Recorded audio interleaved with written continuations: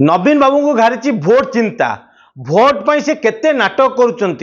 आज जाए भाषण दे कथा पदे को कही पार माइक धरिकी जो पब्लिक मीटिंग को जाऊँच आज नवीन बाबू आसी ना पांड्यान बाबू धरिकी आई पांड्यान आना नवीन बाबू धरिकी आई भोट पाइबा इलेक्शन स्टंट कर बही किणुंट 24 वर्ष है ओडिशा राज्य से मुख्यमंत्री हेले 24टा गाँव को जाइए 24टा ओडिया लोकों सहित से कथा से तो निज पार्टी नेता सहित कथा होते से कथा छाड़ू जिते सब रंगमंच नाटक कर पांड्यान बाबू स्क्रिप्टेड भल स्क्रिप्ट राइटर सब जगह स्क्रिप्ट आज्ञा धरा पड़गला सी जो आसिक आज जो बहीटी किणिले सिक्रेट्स ऑफ सिमिलीपाल से बहीटी आज्ञा 2021 मसीह सी मिलता गिफ्ट रे सी आज्ञा से बही पाखे अच्छी आज आसिक बही किणवार नाटक करुँच